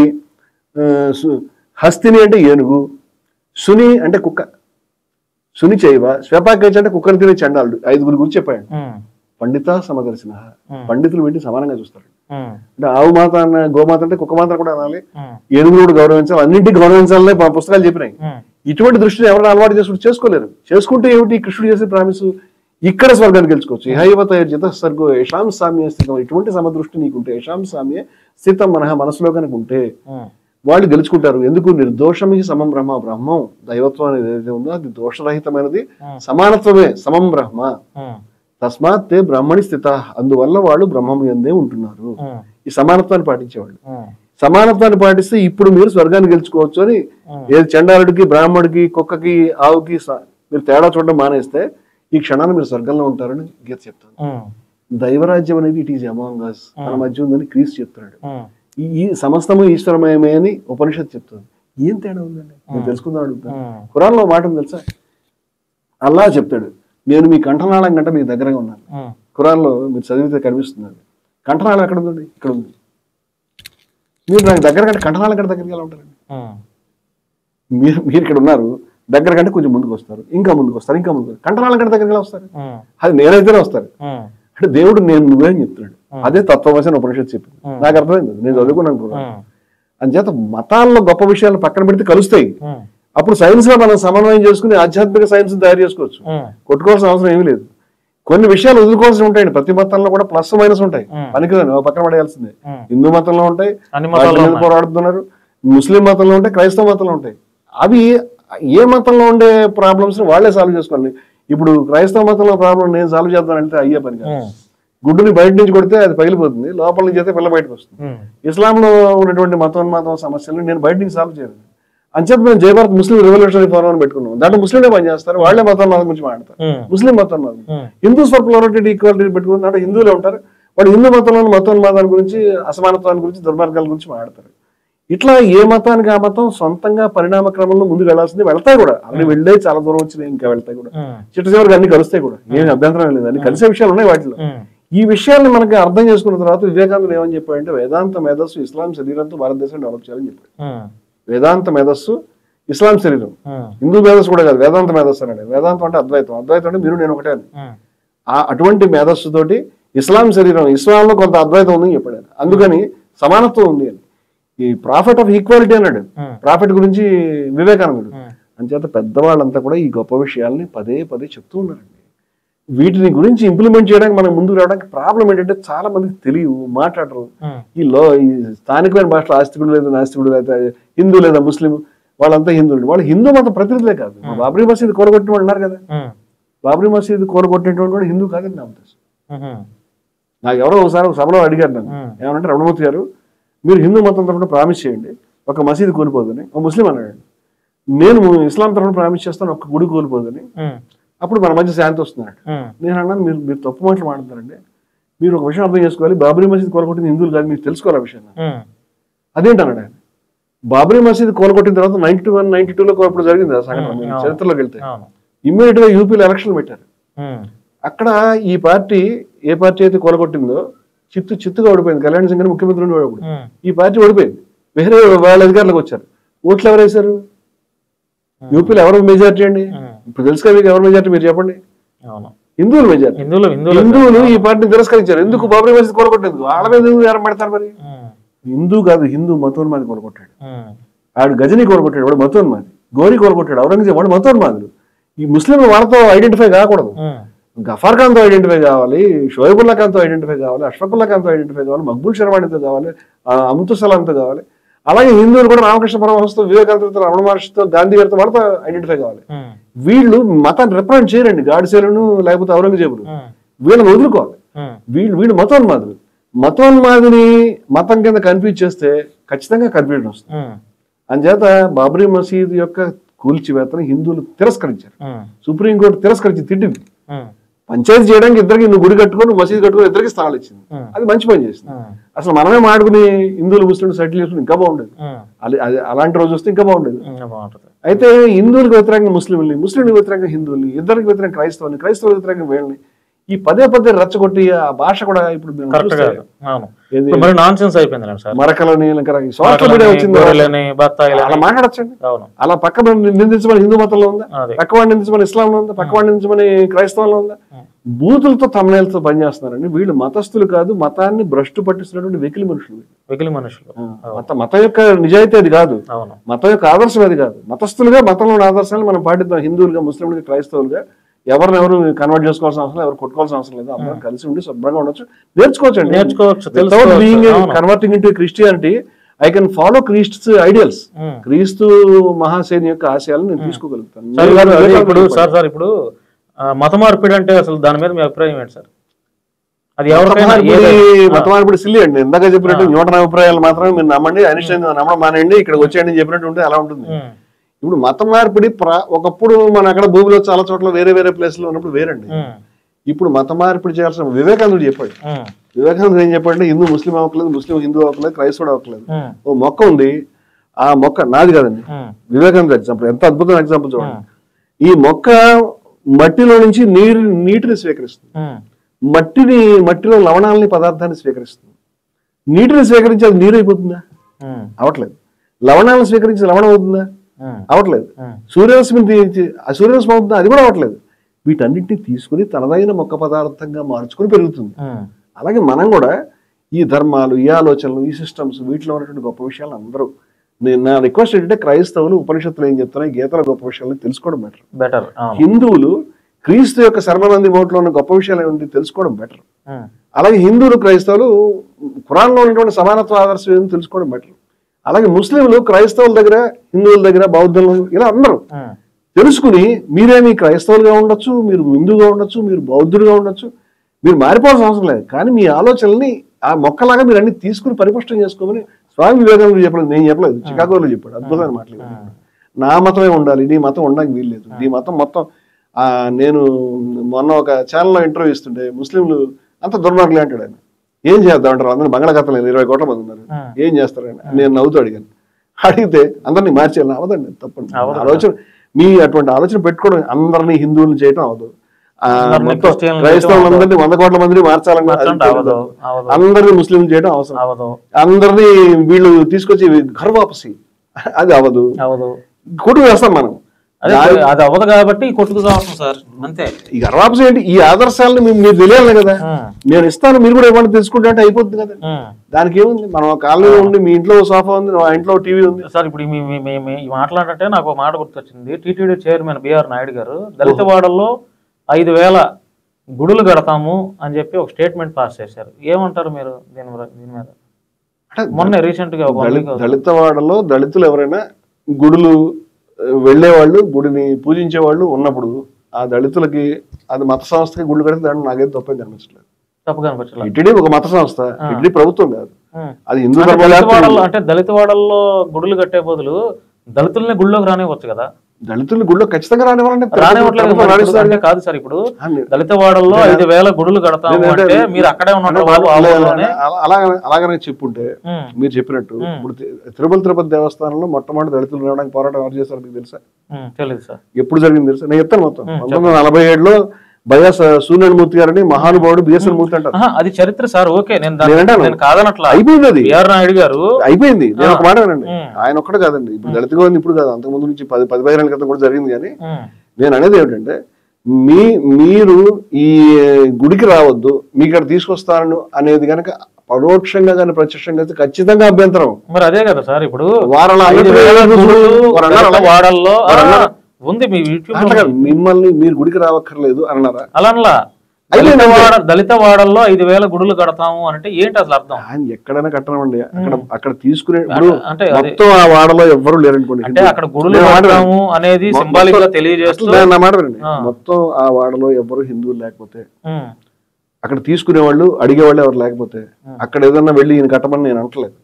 కానీ ఓ 10 హిందూ కుటుంబాలున్నా 50 హిందూ కుటుంబాలున్నా వాళ్ళు అడిగితే ఖచ్చితంగా అక్కడ గుడి వాళ్ళ యొక్క కన్సెంట్ తో కట్టాల్సిందే. గుడైనా చర్చ్ అయినా మసీద్ అయినా దానికి వెళ్ళేవాడు ఉంటే కట్టాలి, లేకపోలేదు. అలా కట్టడానికి ఆ మత సంస్థలకి సంపూర్ణమైన అధికారం ఉంది, దాని మీద అభ్యంతరం పెట్టాల్సింది ఏమి లేదు. దాంట్లో మతోన్మాదం ట్విస్ట్ ఉంటాయి, మీరు కనుక లోపలికి అడుగు పెట్టకూడదనే కులాహంకారం ఉంటాయి, అది అభ్యంతరం. నాకు తెలిసి అలాంటిది నాకు కనిపించలేదు. ఉందంటే చెప్పండి, నేను ఖచ్చితంగా ప్రొటెస్ట్ చేస్తాను. లేనప్పుడు మత సంస్థగా ధార్మిక సంస్థగా వాళ్ళ ఐడియాలజీ గురించి వాళ్ళు గుడి కట్టుకుంటే మీకు నాకు వచ్చిన నష్టం ఉంది. దాంట్లో వాళ్ళ దేవుడిని ఇంకా వ్యాప్తి చేద్దాం అనుకుంటున్నారు. సంథింగ్ లైక్ చర్చి లాంటిది, మసీద్ లాంటిది కదా గుడి అంటే, దేవుడిని వెళ్ళి ప్రేయర్ చేసుకునేదే కదా. అట్లాగే హిందువులు అక్కడ ప్రేయర్ చేసుకుంటారు ఉంటే మనకు వచ్చిన నష్టం ఉంది. దాన్ని అభ్యంతర పెట్టాల్సింది ఏముంది, దాంట్లో దాన్ని చూసి కంగారు పడాల్సింది ఏముంది అని నేను అడుగుతున్నా మిమ్మల్ని. అంటే మరి ఇక్కడ నేను కూడా వాదన చేస్తాను మీతో, ఎందుకంటే ఇప్పుడు నేను అడుగుతున్నాను, క్రైస్తవ సంస్థలు మనం ఆలోచన ఇప్పుడు ఈ రోజు దళిత హిందువులుగా ఉన్న వాళ్ళంతా ఈ రోజు క్రిస్టియానిటీ మతంలోకి మారారు అని అంటే మత మార్పిడి అందరూ మారలా, మారిన వాళ్ళని ముందర ఏమన్నానంటే ఆ వాడలో కనుక హిందువులు లేకపోతే అవసరం లేదు, ఆ వాడలో కొంతమంది హిందూ కుటుంబాలు ఉంటే వాళ్ళ గురించి వాళ్ళకి గుడులు ఎందుకు ఉంటాయి ఆల్రెడీ గ్రామాల్లో, గుళ్ళు లేకుండా ఎట్లా భారతదేశంలో ఆ కుటుంబాల వాళ్ళు టీటీడీ చూసుకుంటారు ఆ విషయాన్ని. ఆ కుటుంబాల వాళ్ళు మాకు గుళ్ళు ఎక్కలేదంటే కట్టాల్సిన అవసరం ఉంది. ఆ కుటుంబం అడుగుతుంది అంటే మీరు దాంట్లో మనం కామెంట్ చేయాల్సిన విషయం ఉంది. నాకు అర్థం కాలేదు. నేను గుడికి వెళ్ళను, నేను దండం పెట్టను. గుడికి వెళ్ళినా ఆ భక్తులు గౌరవించడానికి, ఆ గుడిని చూడడానికి వెళ్తాను. నా దృష్టిలో దేవుడు దండం పెడుతున్నాను అర్థంలో నేను పెట్టను. వాళ్ళ సంప్రదాయాన్ని గౌరవించడానికి పెడతాను. చర్చికి కూడా మసీదు కూడా వెళ్ళగలుగుతాను, నాకు ఆ ప్రాబ్లం లేదు. నేను అనేది ఏమిటంటే ఇప్పుడు గుడి కట్టడం అనేది జరిగితే అక్కడ స్థానికంగా హిందువులు ఉంటే ఒక ధార్మిక సంస్థ గుడి కడుతుంటే దాంట్లో మీరు కామెంట్ చేయడానికి నాకు ఆశ్చర్యం ఉన్న విషయం. అది కామెంట్ కాదు సార్. ఇప్పుడు మీ చర్చలు మనం కట్టుకుందాము అని క్రైస్తవ మత సంస్థలు కూడా ప్లాన్ చేస్తాయి, ఇలాంటి మసీదులు కడతాను వాళ్ళు ప్లాన్ చేస్తారు. అవన్నీ మత సంస్థలు చేసే పనులే, అవి చేసుకునివ్వండి. దాని గురించి ఎవరిని కోల్లేకుండా ద్వేషం లేకుండా ఉంటే చాలు. నాకు తెలిసి అలా చేయట్లేదు వాళ్ళు. అలాంటి విషయాలు మన అభ్యంతరం వ్యక్తం చేస్తుంటే హిందువులకు రాంగ్ మెసేజ్ పోతుంది అంటుంది. హిందువులకి రాంగ్, చాలా మందికి ఈ క్రైస్తవులు లేకపోతే ఈ ముస్లింలు అసలు హిందూ ధర్మాన్ని లేకుండా చేస్తున్నారేమో అని అనుమానం వస్తుంది. ఇది హిందూ మత సంస్థ బలపడడానికి దారితీస్తుంది ఈ ఆలోచన. నా అపీల్ ఏంటంటే ప్రతిసారి కూడా మనం ఓవర్ గా రియాక్ట్ కావద్దని నా అపీల్. అది అంటే ఒక అభిప్రాయం మీరు చూడండి, మీకు కావాల్సింటే మీరు చేస్తారు, నాకు కావాల్సిన నేను చేస్తాను, దాని గురించి కాదు. నాకు సంబంధించిన వరకు నాకు అది అభ్యంతరం విషయం కనిపించలేదు. నేను ప్రపంచంలో అందరూ ఏమంటారు దాన్ని బట్టి అభిప్రాయాలు పెట్టుకున్నాను, నేను సొంతంగా ఆలోచించి పెట్టుకుంటాను. శబరిమల ఇష్యూ కావచ్చు, లేకపోతే గ్రాహం స్టైన్స్ చంపేయడం కావచ్చు, 100 విషయాల మీద మన అభిప్రాయం మనం పెట్టుకుంటాం, ఆ ప్రకారం నడుచుకుంటాం. నాకు ఇలా అనిపించింది అంతే. సార్ ఇప్పుడు నేను ఒక వ్యక్తి గురించే మాట్లాడతాను సార్, అతని గురించి మీరు అడగండి. అంటే మీలాంటి వాళ్ళు మాట్లాడాలి. రాధా మనోహర్ దాస్ అనే వ్యక్తి గురించి ఒక మాటలో మీరు ఏం చెప్తారు? నేను పెద్దగా వీడియోలో చూడలేదు, ఎప్పుడు కలవలేదు, మాట్లాడలేదు. ఆయన కూడా ఎప్పుడు కలవాలని డైరెక్ట్ గా ఎప్పుడు చూడలేదండి. So no comment. తెలియదు నాకు. అంటే ఆయన ఎగ్జాక్ట్ గా ఒక వీడియో స్థిరంగా చూసి మీరు కామెంట్ చేయమంటే, ఇప్పుడు లేదా నువ్వు కామెంట్ చెప్తే నేను కామెంట్ చేయడం, మీలాంటి వారు అలాంటి వారిని పట్టించుకోవడం బెటర్ సార్. మీరు రాధా మనోహర్ దాస్ గారి ఒక వ్యాఖ్యానం చూపించి దాన్ని ఎప్పుడైతే చెప్తాను నేను ఇప్పటిదాకా పెద్దగా నాకు. అంటే ఆయన క్రిస్టియన్లు ఎంతో మంది ఆరాధించే క్రిస్టియన్ల యొక్క గ్రంథం బైబిల్ దానిని ఎల్ భాషతో సంపాదిస్తాడు. ఇది ఇందాకే మనం ఇందాకే మతపరమైనటువంటి ధార్మికమైనటువంటి వేషం వేసుకున్నటువంటి వాళ్ళు ఏ మతస్థులనే కావచ్చు, పక్క మతస్థుల్ని తిట్టడం, దూషించడం, వక్రీకరించడం, లేకపోతే వాళ్ళని గాయపరచడం అనేది ఎవరు చేస్తే తప్పే. రాధా మనోహర్ దాస్ కాదు, ఆ పని చేస్తున్న క్రైస్తవులు కానీ, ఆ పని చేస్తున్న ముస్లింస్ కానీ తప్పే. అంచేత ఆ తప్పు పరిధిలోకి ఈయన వచ్చినట్టు లెక్క నా ఉద్దేశంలో. స్పెసిఫిక్ గా నేను చూడలేదు కాబట్టి ఆయన కామెంట్ చేయట్లేదు. లేదా కామెంట్ చేయడం వెనకాడేవాడు కాదు. ప్రధాని మీద మనం మాట్లాడుతున్నప్పుడు రాధా మనోహర్ దాస్. సార్ ఫైనల్ గా సమాజం కోసం హిందూ ముస్లిం క్రిస్టియన్ల యొక్క వాళ్ళందరిని ఉద్దేశించి మీ తరపు నుంచి మీరు ఇచ్చే సందేశం ఏంటి?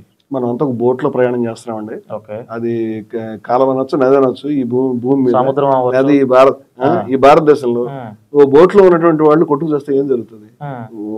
ఓ బోట్ లో 10 మంది కూర్చొని వెళ్తున్నారు, 3, 2, 7 అనుకోండి, వాళ్ళు కలహించుకుంటే ముందర బోట్ మునిగిపోతుంది. చేత భారతదేశానికి ఈ కోట్ల మంది, ఇప్పుడు ముస్లింలు క్రైస్తవులు భారతదేశంలో అటు ఇటుగా చెప్పాలంటే 14, 5, 18, 19% ఉంటారు. 20% ఉన్నారో కూడా తెలియదు మనకి. నేను అనేదంటే ఇదే తక్కువ కోట్ల. ఇప్పుడు ఇంత పెద్ద జనాభా మైనార్టీని కూడా అనుకోవాల్సిన చాలా పెద్ద సంఖ్యలో ఉన్నటువంటి జనం వీళ్ళంతా. మనము కలిసి బ్రతకడం, కలిసి ఆలోచించడం, ఒకరినొకరు ద్వేషించుకోకుండా ఉండడం, హాయిగా ఉండడం నేర్చుకోవాలి. మా ప్రయాణం, మా ప్రయత్నం. మేము జైహో అనే సంస్థ, Jaya Bharat association for integrity, harmony and oneness, JAIHO అని ఒక సంస్థ పెట్టుకున్నాం. దానికి ఒక హిందూ అధ్యక్షుడు, ఒక ముస్లిం సెక్రటరీ, లేకపోతే ఒక హిందూ సెక్రటరీ, ఒక క్రైస్తవుడు అధ్యక్షుడు. ఇదే పద్ధతిలో కింద శాఖలు ఉంటాయి. అట్లా మేము 14 రాష్ట్రాల్లో పనిచేస్తున్నాం ఈ ఆశయం గురించి. ఎందుకంటే భారతదేశాన్ని కాపాడుకోవడానికి వీళ్ళందరి మధ్య ఐక్యత నిర్మించడం తప్ప మనకి ఏ మార్గం లేదు. భారతదేశం మునిగిపోయిన తర్వాత మనం అక్కడ ఉంటామండి. హిందువులు ఎక్కడ ఉంటారు? ఆయన who lives if India dies, who dies if India lives అని ఎవరన్నారు తెలుసా మీకు? జవహర్లాల్ నెహ్రూ. భారతదేశమే పోయిన తర్వాత నువ్వు ఎక్కడ ఉంటావు? భారతదేశం మునిగిపోయిన తర్వాత నువ్వు ఉండి ఉపయోగం ఏంటి? భారతదేశం బతుకుంటే చచ్చిపోయేవాడు ఎవడు కావాలి, అందరూ సంతోషంగా ఉంటారు. అంటే దేశాన్ని కాపాడుకోవాలి, సమాజాన్ని కాపాడుకోవాలి, చుట్టుపక్కల వాతావరణం కాపాడు, మనం అందరూ కలిసి ఉండాలి, నేర్చుకోవాలి. ఎవరు కూడా బాధ్యతగా వ్యవహరించాలి, పక్క వాళ్ళని నిందించకూడదని నా ఉద్దేశం. విద్వేషాన్ని రేపకూడదు. Thank you sir. Thank you. ఈ ఎపిసోడ్లో చాలా మంచి విషయాలు నేర్చుకున్నాము. అంటే మీ ద్వారా నేను నేర్చుకున్నాను చాలా విషయాలు, అందుకే ఓపికగా విన్నా. మీరు చెప్పింది ప్రతిదీ మీరు ఎంతసేపు చెప్తారో అంతసేపు చెప్పనిచ్చాను, ఎందుకంటే ప్రజలకు కూడా తెలియాలి కాబట్టి. థ్యాంక్ యూ వెరీ మచ్ మీరు ఇచ్చిన స్పేస్ కి. అవును సార్, డెఫినెట్లీ. అంటే యాక్చువల్లీ ఇంకా మీ ప్లేస్ లో వేరే వాళ్ళు ఉంటే, ఇట్లాంటి హిందుత్వవాదులు లేదా క్రైస్తవవాదులు ఉంటే నేను డెఫినెట్లీ ఇట్లాంటి వాదన పెట్టుకునేది. ఇట్లాంటి హిందుత్వ అంటే హిందుత్వ శబ్దాన్ని వాడు, కానీ మీరు హిందూ మతం మీద అర్థంలో వాడుతున్నారు. నేను హిందూ మతం మీద అయితే కాదు. అంటే ఇట్లాంటి హిందుత్వవాదులు అన్నారు కాబట్టి అదే ఓకే సార్. అంటే హిందుత్వవాదులు లేకపోతే ముస్లిం వాదులు, క్రైస్తవవాదులు ఉంటే నేను డెఫినెట్లీ వాళ్ళతో డిబేట్లకు వాదన చేసేవాడిని, ప్రజల తరపున ప్రశ్నలు పట్టుకొని. నేను కూడా మీ ఛానల్ చూసిన తర్వాత మీరు ఇట్లాంటి స్పేస్, ఫ్లెక్సిబిలిటీ మీ దగ్గర ఉంటుందని మాట్లాడి, నేను వాగ్వివాదాలకు కానీ, వివాదాలు, కుస్తీలకు కానీ ఇప్పుడు ఏమిటంటే అవన్నీ జరిగేది. ఊరికి అరుపులు ప్రజలకు మెసేజ్ ఇవ్వాలి, ప్రజల బాగోగులు, అటువంటి ఆలోచన కానీ సమయం కానీ నా దగ్గర లేవు. నేను కూడా వచ్చేవాడు కాదు. నేను వచ్చింది మీ పట్ల సంపూర్ణ గౌరవంతో వచ్చాను. మీరు నిలబెట్టుకుని చాలా మంచిగా. Thank you sir. మీలాంటి పెద్దవారు ఇంకా సమాజం కోసం ఈ వయసులో కూడా కష్టపడుతున్న దానికోసం, అందరి క్షేమం కోసం, అందరూ కలిసి ఉండాలి, అన్ని మతాలు కలిసి ఉండాలని మీరు చేస్తున్న ప్రయత్నం పట్ల నాకు చాలా సంతోషంగా ఉంది సార్. మీకు శిరస్సు వంచి నమస్కారం తెలియజేస్తున్నాను. ఇంకా మీరు చక్కగా ఆరోగ్యంగా ఉండి, ఇంకా పెద్ద సభలు పెట్టి అందరినీ చైతన్యపరిచి, ఈ హిందుత్వవాదం, క్రైస్తవవాదం, ముస్లిం వాదులతో ఎవరైతే కొట్టుకు చేస్తున్నారో మత పిచ్చితో, వాళ్ళందరిలో మంచి ఆలోచనలు వచ్చేలా. హిందుత్వవాదం, క్రైస్తవం, హిందూ మతోన్మాదం, క్రైస్తవ మతోన్మాదం లేకపోతే ముస్లిం మతోన్మాదంతో ఎవరెవరైతే ఈ 3 మతాల మధ్య ఉన్న వాళ్ళని మంచి సంబంధాలను ఎవరైతే పాడు చేస్తున్నారో అలాంటి వాళ్ళకి మీ మాటలు, మీ ప్రసంగాలు కళ్ళు తెరిపించేలా ఉండాలని నా కోరిక సార్. అంతే, పనులు కూడా అంతే sir. Thank you sir. Thank you. So Ramanamurthy గారితో చాలా మంచి విషయాలు మాట్లాడాం. మంచి మీకు సమాజానికి పనికొచ్చే విషయాలే మేము మాట్లాడమే. ఇక్కడ ఎవరిని తిట్టలేదు, ఎవరిని విమర్శ చేయలేదు. అందరి క్షేమం కోసం, సమాజ బాగు కోసం మాత్రమే నా ప్రశ్నలు అడిగాను. ఆయన కూడా చాలా చక్కటి అనుభవంతో కూడినటువంటి సమాధానాలు ఇచ్చారు. సో ఈ వీడియో చూసిన తర్వాత మీ యొక్క అభిప్రాయాన్ని కామెంట్ రూపంలో తెలియజేయండి. కుదిరితే మరొక ఎపిసోడ్లో మరొక టాపిక్ మీద ఆయనతో మరొక విషయాలు మాట్లాడించే ప్రయత్నం చేస్తాను. ధన్యవాదాలండి. Thank you.